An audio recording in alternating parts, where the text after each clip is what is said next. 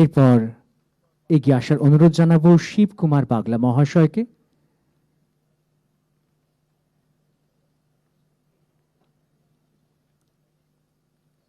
এই মুহূর্তে শ্রী শিবকুমার বাগলার হাতে তুলে দেওয়া হচ্ছে তাম্রফলকের প্রতিলিপি এবং সবশেষে মনোরঞ্জন কবি, শ্রী মনোরঞ্জন কবিকে অনুরোধ জানাবো এগিয়ে আসার জন্য। শ্রী মনোরঞ্জন কবি প্রতীকী হিসেবে আমরা তুলে দিলাম এই তাম্রফলক, তাম্রফলকের প্রতিলিপি সকলে গ্রহণ করলেন। এছাড়াও সকলের কাছে ইতিমধ্যেই তাদের হাতে পৌঁছে গিয়েছে তাম্রফলক। আমরা সকলকে আসন গ্রহণ করার জন্য অনুরোধ জানাই। এবার সেই মুহূর্ত যার জন্য আমরা অপেক্ষায় আছি, মাননীয় মুখ্যমন্ত্রীকে তার মূল্যবান বক্তব্য রাখার জন্য অনুরোধ জানাবো।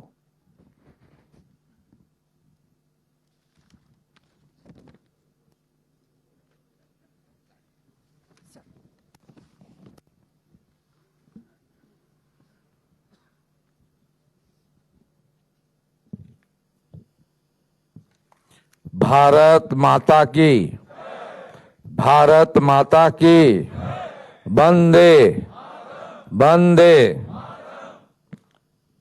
প্রথমেই আমি হৃদয় থেকে দণ্ডবত প্রণাম নিবেদন করি আমাদের গণতন্ত্র সংবিধান প্রতিষ্ঠার দ্বিতীয় স্বাধীনতার যুদ্ধে যারা 1975 সালে অমানবিক অত্যাচার সহ্য করেও মাথা উঁচু করে লড়াই করে আজকে বিকশিত ভারতের লক্ষ্যে ভারতবর্ষকে গণতন্ত্রের সুমহান একটি বৃহৎ রাষ্ট্রে পরিণত করেছেন এবং পৃথিবীর সবচেয়ে বড় গণতান্ত্রিক রাষ্ট্রে পরিণত করার ক্ষেত্রে যাদের উল্লেখযোগ্য ভূমিকা এই পশ্চিমবঙ্গ থেকে ছিল, যাদের মধ্যে আমরা আজকে এই সম্বর্ধনা জ্ঞাপন পশ্চিমবঙ্গ সরকারের পক্ষ থেকে করতে পারলাম, তাদের প্রত্যেককে আমি আমার অন্তর থেকে এখানে আসার জন্য, রাজ্য সরকারের এই সামান্য প্রয়াস তার সঙ্গে নিজেকে যুক্ত করার জন্য এবং আপনাদেরকে যথাযথভাবে সম্মানিত করার এই যে গর্বের মুহূর্ত, এর সুযোগ করে দেওয়ার জন্য আমি পশ্চিমবঙ্গ সরকারের পক্ষ থেকে কৃতজ্ঞতা এবং অভিনন্দন জ্ঞাপন করি। এটা সম্ভব হতো না যদি না লোকতন্ত্র সেনানী সংঘ, তাদের যে কর্মকর্তারা আজকে এখানে উপবিষ্ট রয়েছেন, ডক্টর শম্ভুনাথ ধারা, প্রতাপ ব্যানার্জি, বিদ্যাসাগর মন্ত্রী, দেবাশিস লাহিড়িদা, এরা প্রত্যেকে এবং আড়ালে থেকে সম্মানীয় সচিনদা, এরা যদি সরকারকে সহযোগিতা না করতেন, তথ্য প্রদান না করতেন, তাহলে পশ্চিমবঙ্গ সরকারের তথ্য সংস্কৃতি দপ্তর এটা কখনোই সম্পূর্ণ করতে পারত না। তাই লোকতন্ত্র সেনানী সংঘকে আমার অন্তর থেকে ধন্যবাদ এবং কৃতজ্ঞতা জ্ঞাপন করি। আমাদের মধ্যে উপবিষ্ট আছেন তথ্য সংস্কৃতি দপ্তর এবং পর্যটন দপ্তরের মাননীয় রাষ্ট্রমন্ত্রী শ্রীমতী পূর্ণিমা চক্রবর্তী বোন মহোদয়া। উপবিষ্ট আছেন পৌর নগর উন্নয়ন ও পরিষদীয় দপ্তরের মাননীয় রাষ্ট্রমন্ত্রী উমেশ রায় মহোদয়। আমরা স্বাগত ভাষণ শুনেছি এই রাজ্যের মুখ্য সচিব, সিনিয়র আইএস এবং এই রাজ্যে গণতন্ত্র প্রতিষ্ঠা করার ক্ষেত্রে এবং পরবর্তীকালে সরকারের এই মাত্র 3 মাস সময়কালে বেশ কিছু যুগান্তকারী উন্নয়নমূলক কাজের ক্ষেত্রে যিনি নেতৃত্ব দিয়েছেন, মাননীয় মনোজ আগরওয়াল। আমাদের আরেকজন সিনিয়র আইএস এবং আমাদের মুখ্যমন্ত্রীর অ্যাডভাইসার ডক্টর সুব্রত গুপ্ত, এবং সমগ্র ব্যবস্থাপনাটি যিনি করেছেন তথ্য সংস্কৃতি দপ্তরের মুখ্য সচিব আমাদের সৌমিত্র মোহন সাহেব, তিনি আপনাদেরকে নিয়ে একটি, আমার মনে হয়েছে এই আপনাদের সঙ্গে 1 ঘন্টা কাল সময় আমি অতিবাহিত করলাম, একটি ত্রুটিমুক্ত, একটি ছোট্ট অথচ মহতি সুন্দর, একদম শৃঙ্খলার সঙ্গে সময় মেনে একটি প্রোগ্রাম আমাদেরকে তিনি করার সুযোগ করে দিয়েছেন। সৌমিত্র মোহন এবং তার টিমকে আমি ধন্যবাদ জানাই। আমাদের এই প্রয়াস কেন? আমি মুখ্যমন্ত্রী হিসেবে আপনাদের প্রতি কৃতজ্ঞতা জ্ঞাপন করি, কারণ তাপস রায় মহোদয়কে আমাদের রাজ্যের মাননীয় শিল্প ও বাণিজ্য মন্ত্রী, এই রাজ্যের অত্যন্ত সিনিয়র পলিটিশিয়ান তাপস রায় এসেছেন, তাকেও আমি ধন্যবাদ জ্ঞাপন করি। তা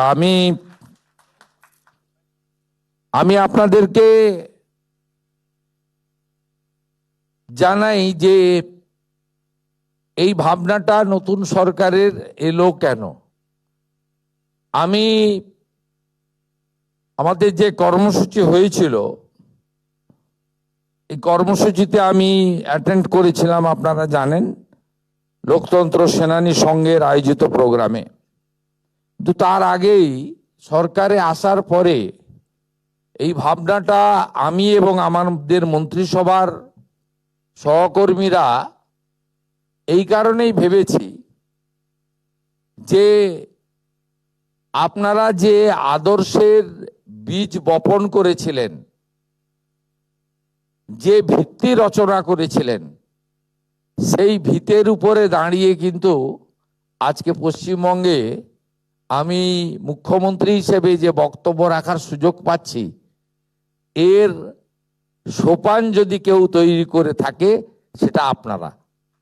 আপনাদের তৈরি করা সোপানের উপরেই ভিত্তি করে কিন্তু এই সরকারটা আজকে তৈরি হয়েছে। সময় লেগেছে, কয়েক দশক লেগেছে বিচারধারা প্রতিষ্ঠিত হতে, এবং আমরা যারা অন্য অন্য জায়গায় ছিলাম কিন্তু রাষ্ট্রবাদী ভাবনাতে আমাদের সকলের ভাবনা ছিল, আমরা সবাই একত্রিত হয়ে ডক্টর শ্যামাপ্রসাদ মুখোপাধ্যায়ের যে ভাবনা, যাকে আপনারা ভিত্তি অত্যন্ত শক্তপোক্ত একটা ভিত দাঁড় করিয়েছিলেন, তাকে আমরা একটি অট্টালিকাতে পরিণত করেছি, বা আমরা বপিত বীজকে একটি বটবৃক্ষে পরিণত বা মহিরুহে পরিণত করার কাজটুকু করেছি।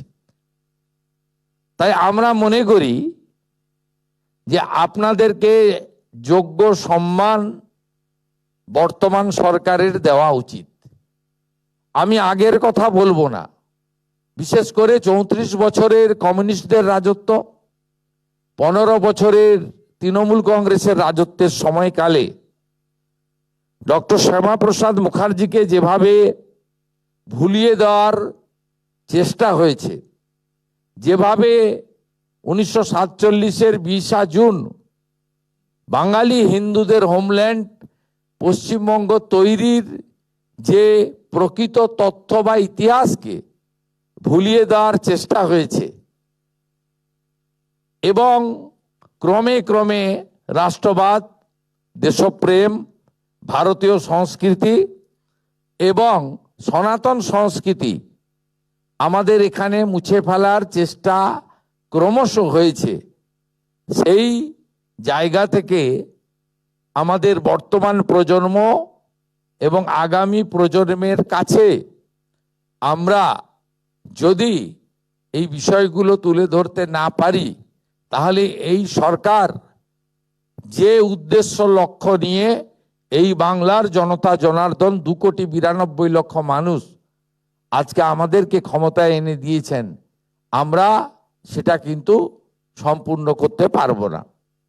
তাই বর্তমান সরকারের সময়কালে আমরা যেমন বর্ডারে দেশকে, রাজ্যকে সুরক্ষিত করার জন্য বিএসএফকে জমি দেওয়ার কাজকে অগ্রাধিকার দিয়েছি, আমরা অবৈধ অনুপ্রবেশকারীকে এই পশ্চিমবঙ্গ থেকে বের করে দেওয়ার জন্য প্রয়াস শুরু করেছি।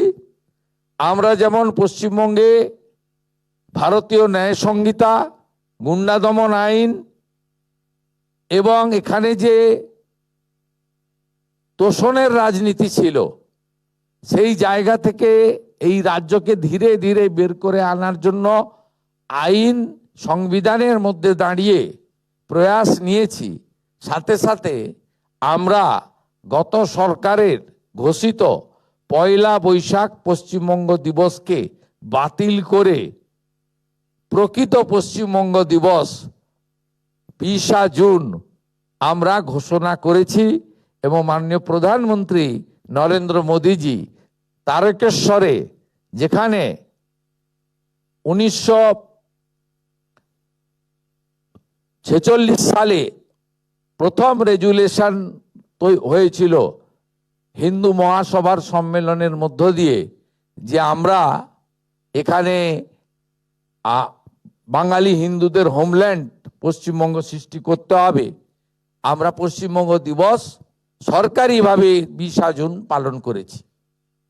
ডক্টর শ্যামাপ্রসাদ মুখার্জির আত্মবলিদান এবং তার এই পশ্চিমবঙ্গ সৃষ্টিকে সামনে রেখে কাশ্মীরের ক্ষেত্রে তার অবদান, তাকে সামনে রেখে তার 125তম জন্ম জয়ন্তী 6 জুলাই পশ্চিমবঙ্গে সাধারণ ছুটির দিন ঘোষণা করার মধ্য দিয়ে 125 ফুট উঁচু মূর্তির ভূমি পূজন সহ কলকাতার মিলন মেলা প্রাঙ্গণে একটি কেন্দ্রীয় স্বরাষ্ট্রমন্ত্রীর উপস্থিতিতে কর্মসূচির মধ্য দিয়ে আমরা ডক্টর শ্যামাপ্রসাদ মুখার্জি ভাবনা চিন্তাকে এই প্রজন্ম, আগামী প্রজন্ম, তরুণ প্রজন্মের কাছে তুলে ধরার প্রয়াস নিয়েছি, যা সারা বর্ষব্যাপী চলবে।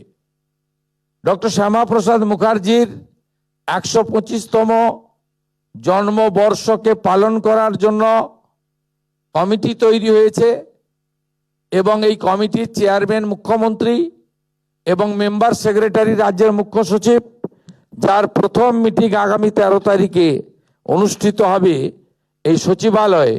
সেখান থেকে আমরা শুধু মূর্তি প্রতিষ্ঠা বা অবকাশ ঘোষণা নয়, আমাদের পাঠ্যপুস্তকের সিলেবাসে অন্তর্ভুক্ত করার সহ প্রামাণ্য দলিলগুলিকে আমরা পুস্তকের আকারে প্রকাশ করা সহ আমরা চাই এই প্রজন্মের মধ্যে তারা আধুনিক শিক্ষা, আধুনিক যে ভারত, তার সুফলও যেমন পাবে, তেমনি আমাদের পশ্চিমবঙ্গ সৃষ্টি এবং এই যে পশ্চিমবঙ্গের যে পরম্পরা আর ভারতবর্ষের গণতন্ত্র রক্ষা করার ক্ষেত্রে যে অমূল্য অবদান আমাদের গুণীজনরা রেখে গেছেন, বিশেষ করে সর্দার বল্লভভাই প্যাটেল থেকে ডক্টর শ্যামাপ্রসাদ মুখার্জি পর্যন্ত এবং প্রাতঃস্মরণীয় নেতাজি সুভাষচন্দ্র বসু, এটা আমাদের সকলের মধ্যে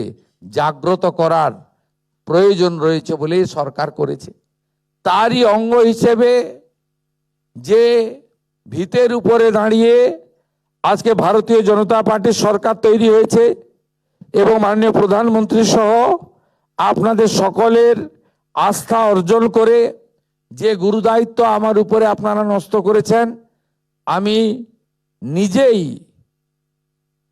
লোকতন্ত্র সেনানী সংঘের একটি কর্মসূচিতে রবীন্দ্র সদনে গিয়ে প্রস্তাব আকারে দিয়েছিলাম যে আপনাদের এই সংঘকে রাজ্য সরকার স্বীকৃতি দেবে, বন্ধু সহযোগী সংগঠন হিসেবে তথ্য সংস্কৃতি দপ্তর আপনাদের সঙ্গে কাজ করবে এবং 9ই আগস্ট দিনটা আপনারাই প্রস্তাব করেছিলেন যে এই দিন আমাদের সরকারকে আপনারা সুযোগ দেবেন। আপনারা অনেক কষ্ট স্বীকার করেছেন। আপনারা, আমি এর আগের একটি কর্মসূচি আমাদের কলকাতা, উত্তর কলকাতায় হয়েছিল, সেখানে রথীন্দ্র মঞ্চে, সেখানে আমাদের সুনীল বাবুর বক্তব্য শুনেছি, কিভাবে তিনি দীর্ঘদিন ধরে, সেই সময় সবচেয়ে বেশি দিন আমার মনে হয়, আমার পুরোটা জানা নেই, সুনীল বাবু অনেক দিন কাটিয়েছেন জেলের ভিতরে। তিনি বলেছেন সেদিনকে আমাদের অদ্বৈত দা, তিনিও তার অভিজ্ঞতার কথা বলেছেন, সেদিন প্রতাপ দাও তার অভিজ্ঞতার কথা বলেছেন। বিদ্যাসাগর মন্ত্রী মহোদয় তখন একেবারে যুবক ছিলেন, মানে তার কৈশোর, তার কথাও তিনি সেদিন একে একে তুলে ধরেছেন। সেসব স্মৃতি আমার অজানা ছিল অনেকটাই, সেদিন আমি শুনে নিজেকে সমৃদ্ধ হয়েছি। এবং আগামী দিনে দেশ ও মাতৃকার একজন সন্তান হিসেবে এই দেশকে এগিয়ে নিয়ে যাওয়ার ক্ষেত্রে মাননীয় প্রধানমন্ত্রী দুটো মন্ত্র দিয়ে গেছেন, যে মন্ত্র মুখ্যমন্ত্রী হিসেবে আমি গ্রহণ করেছি, বিকাশ ভি হোগা, বিরাসত ভি হোগা। অর্থাৎ শুধু উন্নয়ন নয়, ঐতিহ্যকে বাঁচিয়ে রাখতে হবে, সংস্কৃতিকে বাঁচিয়ে রাখতে হবে। অতীত যদি কেউ ভুলে যায়, তার ভবিষ্যৎ কখনো ভালো হতে পারে না। তাই অতীতে আপনাদের যে অবদান, সেই অবদানকে স্বীকৃতি দেওয়ার এই ক্ষুদ্র প্রয়াস আমরা প্রথমে মন্ত্রিসভায় সিদ্ধান্ত নিয়েছি। পরে আমাদের যে 8 মাসের বাজেট, কারণ এবছর নির্বাচন ছিল, বিগত সরকার ভোট অন অ্যাকাউন্ট করে গেছিল এপ্রিল, মে, জুন, জুলাই 4 মাসের। বর্তমান সরকারের অর্থমন্ত্রী ডক্টর স্বপন দাশগুপ্ত, তিনি 8 মাসের আমাদের বাজেট প্লেস করেন। সেই বাজেট প্লেস যখন হয়, আমরা এই লোকতন্ত্র সেনানীদের, অর্থাৎ জরুরি অবস্থাকালীন যারা জেলে কাটিয়েছেন, যাদের প্রামাণ্য নথি তথ্য আমাদের কাছে আছে বা আমরা সংগ্রহ করতে পেরেছি, তাদেরকে আমরা সম্মানিত করতে চাই। একটি তাম্র পদক আপনাদেরকে আমরা দিয়েছি। আপনারা মনে করবেন না যে পশ্চিমবঙ্গ সরকার আপনাদেরকে মাসিক অর্থ দিচ্ছে, এটা সাম্মানিক। দয়া করে এই সম্মানটা আপনারা গ্রহণ করবেন, এটা আমার বিনীত আবেদন আপনাদের কাছে। এটা এমন কিছুই নয়, অত্যন্ত আজকে দুর্মূল্যের বাজারে এটা কিছুই নয়, কিন্তু আমরা মনে করি যে আমাদের আজকে নতুন প্রজন্ম, তাদের জানা উচিত, তাদের যেমন জানা উচিত বিভীষিকাময় দেশভাগ, 47-এর দেশভাগ, স্বাধীনতা আমাদের আনন্দের। আমরা ইতিমধ্যে হর ঘর তেরঙ্গার কাজ শুরু করেছি, তেরঙ্গা যাত্রা করছি। কালকেও কলকাতাতে নেতাজি মূর্তি থেকে বিড়লা তারামণ্ডলের 7ম গেট পর্যন্ত 50,000 মানুষ তেরঙ্গা নিয়ে হাঁটবেন রাজ্য সরকারের উদ্যোগে। এই প্রথম রাজ্য সরকার 70 লক্ষ বাড়িতে তেরঙ্গা পৌঁছে দেওয়ার কাজ করছে। এই প্রথম পশ্চিমবঙ্গ সরকার প্রধানমন্ত্রীর হর ঘর তেরঙ্গা কর্মসূচিতে যুক্ত হচ্ছে। আনন্দের গর্বে স্বাধীনতা যেমন আছে, তেমনি আমাদের বিভীষিকাময় দেশভাগের যন্ত্রণাও আছে। কোটি কোটি লক্ষ লক্ষ মানুষ শুধুমাত্র নিজের ধর্ম বাঁচানোর জন্য সম্পত্তি ফেলে দিয়ে এক কাপড়ে ওপার থেকে, কেউ পাকিস্তান থেকে, কেউ বর্তমান বাংলাদেশ, তদানীন্তন অবিভক্ত পাকিস্তান থেকে আমাদের এই দেশে বা এই রাজ্যে এসেছেন। তারপরে এই যে জরুরি অবস্থার মধ্য দিয়ে ভারতবর্ষ কার্যত যে কায়দায় কমিউনিস্টরা চীন চালায়, যে কায়দায় অত্যাচারী উত্তর কোরিয়ার শাসক উত্তর কোরিয়া চালায়, আজকে যদি জরুরি অবস্থার বিরুদ্ধে আপনারা জনসংঘর্ষ সমিতি তৈরি করে এই গণ আন্দোলন না তৈরি করতে পারতেন, আপনারা যদি জেলে মাসের পর মাস কাটিয়ে ত্যাগ, কৃচ্ছ সাধন, অত্যাচার আপনারা সহ্য না করতে পারতেন, তাহলে আজকে ভারতবর্ষে গণতন্ত্র, সংবিধান, সংসদীয় ব্যবস্থা, ভোটাধিকার এবং এই যে আমরা ওয়ার্ল্ড লার্জেস্ট ডেমোক্রেসি হিসেবে নিজেদেরকে দাবি করি, এটা হতো না। নয় চীনের মতো চলতো, যেমন কমিউনিস্টরা চালায়, নইলে উত্তর কোরিয়ার ওই কিম জং না কি নাম, ওর মতো চলতো। সেই জায়গা থেকে আপনারা আমাদেরকে বাঁচিয়ে দিয়েছেন। তাই পশ্চিমবঙ্গের রাষ্ট্রবাদী সরকার প্রথম তৈরি হয়েছে, যে সরকার মনে করে রাষ্ট্র সর্বোপরি। সেই সরকার যারা আমাদেরকে গণতন্ত্র রক্ষা করার ক্ষেত্রে বাঁচিয়ে দিয়েছেন, তাদেরকে সম্মানিত করে আপনারা কতটা সম্মানিত হলেন সেটা আপনাদের মন জানে। আমরা ভীষণ সম্মানিত, আমরা ভীষণ গর্বিত যে আমাদের আহ্বানে আপনারা আজকে এখানে এসে আমাদের হাত থেকে এটা গ্রহণ করলেন। এবং ভবিষ্যতে চলার পথে লোকতন্ত্র সেনানী সংঘ আমাদের সরকারকে যে কোনো পরামর্শ তথ্য দিলে আমরা সেই পরামর্শ, সেই তথ্যকে সংরক্ষণও করব এবং সেই পরামর্শকে আমাদের ক্যাবিনেট, বিধানসভা, আইন এবং নিয়মের মধ্যে থেকে যেটা গ্রহণ করা সম্ভব সেটা আমরা গ্রহণও করব। এই প্রতিশ্রুতি দিয়ে লোকতন্ত্র সেনানী সংঘকে আমাদের প্রিন্সিপাল সেক্রেটারি ডক্টর সৌমিত্র মোহন, তথ্য সংস্কৃতি দপ্তর, তার সঙ্গে ঘনিষ্ঠ যোগাযোগ রাখার পরামর্শ দিয়ে আমি আমার কথা শেষ করলাম। জয় হিন্দ।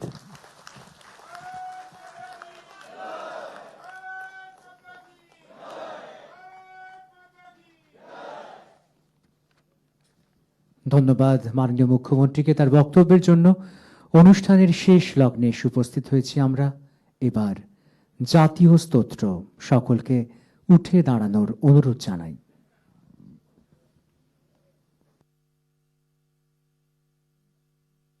जनगण मन अधिनायक जय हे भारत भाग्य विधाता। पंजाब सिंध गुजरात मराठा द्राविड उत्कल बंगा। विंध्य हिमाचल यमुना गंगा उच्चल जलधि तरंगा। तव शुभ नामे जागे तव शुभ आशीष मागे। गाहे तव जय गाथा जन गण मंगलदायक जय हे भारत भाग्य विधाता।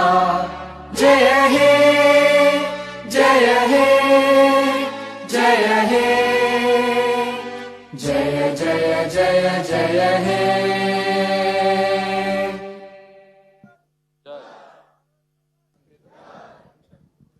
সকলকে আন্তরিকভাবে ধন্যবাদ জানাই আজকের এই আয়োজনে সামিল হবার জন্য। আমরা এখানেই শেষ করছি পশ্চিমবঙ্গ লোকতন্ত্র সেনানী সম্মাননা প্রদান অনুষ্ঠান। সকলে ভালো থাকবেন। Welcome to K-Mall, a premium project by Kaleen Group. K-Mall is in the heart of Kolkata's electronic, garment and lifestyle hub, Khidirpur.